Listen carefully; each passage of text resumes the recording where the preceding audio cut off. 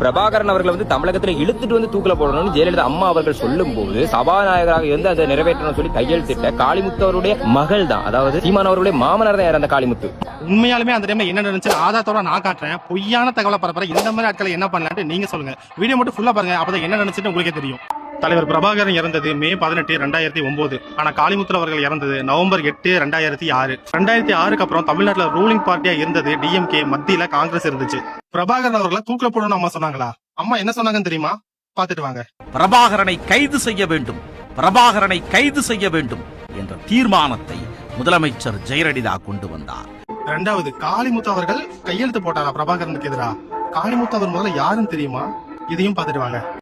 அமைச்சர் பதவியில் இருக்கும் போதே ஈழத் தமிழர்களுக்கும் விடுதலை புலிகளுக்கும் ஆதரவான நிலைப்பாட்டை எடுத்து பேசியும் எழுதியும் வந்த காளிமுத்துவுக்கு ஜெயலலிதா ஆட்சி காலத்தில் ஒரு சங்கடமான சூழல் உருவானது. அது விடுதலை புலிகள் தலைவர் பிரபாகரனுக்கு எதிரான தீர்மானம். முதலமைச்சர் ஜெயலலிதா கொண்டு வந்த அந்த தீர்மானத்திற்கான அன்றைய கேள்வி நேரத்தை ரத்து செய்தார் சபாநாயகர் காளிமுத்து. ரத்து செய்தார் சபாநாயகர் காளிமுத்து. கருவாடு மீனாகாது, கறந்தபால் மடி சேராது, காங்கிரஸ் என்றும் ஆட்சி அமையாது, வெள்ளை தொப்பி அணிந்தவர்களுக்கு மேடை ஒரு கேடா. இது சொன்னது யாருன்னு தெரியுமா?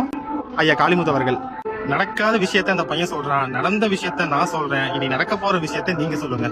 ஒரு தப்பான தகவலை ஆதாரமே இல்லாம ஒருத்தங்க சொல்றாங்க. அந்த வீடியோ தீ மாதிரி பரவிடுது. 4 லட்சம் பேர்த்த பாத்துருக்காங்க. ஆனா நாங்க உண்மையா தான் சொல்றோம், அதுவும் ஆதாரத்தோட சொல்றோம். ஆனா அந்த அளவுக்கு போக மாட்டேது. முடிஞ்ச அளவுக்கு இந்த வீடியோ ஷேர் பண்ணுங்க. நன்றி, வணக்கம். நாம் தமிழர்.